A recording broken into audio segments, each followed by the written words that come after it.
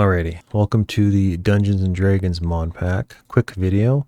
Somebody in a previous video of mine left a comment saying they were having issues autocrafting lumium blend. And we can see pulverized and tin and the glowstone with the NBT data there seems to be causing issues.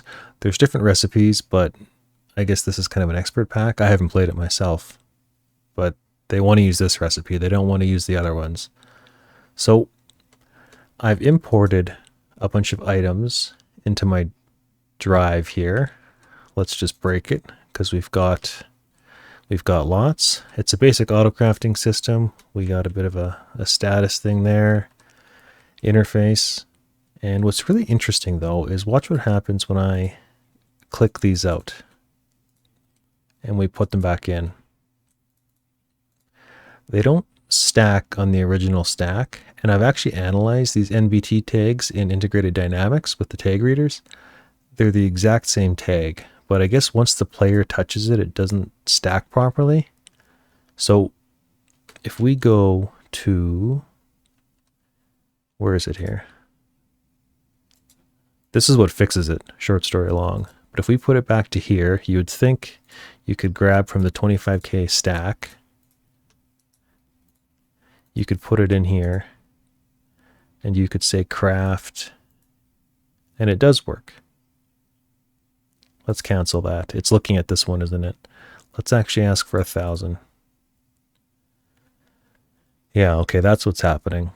Is it's looking at this little stack. It can't see that. It wants to use the ones the players touch, which makes sense, right? Because I've cheated these in. So if we take this pattern and we go back here and we just click on this button. I have had success, in the past with NBT issues, grabbing an item, placing it in manually, or grabbing the other one and trying to see which one works. But for this, or dictionary seems to work. So we put that there. Whoops, a little bit of lag, nice. We ask for 1,000. So the other issue is, what happens with the buckets? Well, it looks like it's smart enough to bring the bucket back. And I don't have acceleration cards in because we want to see it working slowly, but it must be crafting the ingredient plus returning the bucket. And it's happening at least in these 3 processors or assemblers, whatever they're called. Now, what's interesting though is if you click here, there's no buckets. Where are the buckets going? We're making the lumium, but there's no buckets in here. And they're not in here. Sometimes items get tied up in the interface. I believe this is actually acting as a storage device. So if we cancel it, a bunch of buckets, actually, you know what it says right there? It says stored. If we click cancel, all of those buckets now show up. And again, we can ask for 1,000. And notice it seems to be using from this stack, not these 10. So let's actually cancel this again. Pretty sure that number went back up. Now let's get rid of this drive and this drive. And put this in. It's fresh. Now a bunch of player-held glowstone buckets. So we got 7. And now if we ask for 20 of these, it seems to prefer the large stack of glowstone, but then it will pick the smaller stack that the players touched. So for whatever reason, or dictionary fixes that. It just occurred to me, I didn't do what he had asked. He had said, can I craft 100? And I showed 1,000, but I didn't show the items that the player touched. And when I was doing that, I started thinking the comment said that if you ask like 100 of these, it gets stuck. And then I started thinking maybe the crafting thing is so small. I don't know what he actually uses. So is it possible that the craft isn't expecting the buckets back? And then the extra buckets are taking up space, which like locks the recipe? So we got 103. Can we ask for 1,000? Probably not. We're missing 150. Okay, so by that that logic, I should be able to make 600. No, 400.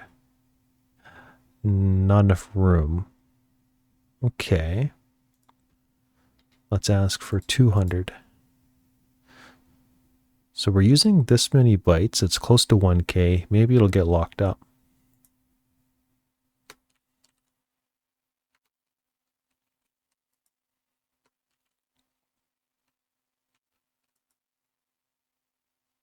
Did it finish?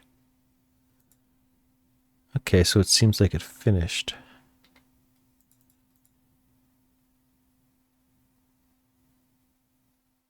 Well, I'm not really sure what to make of that. This works.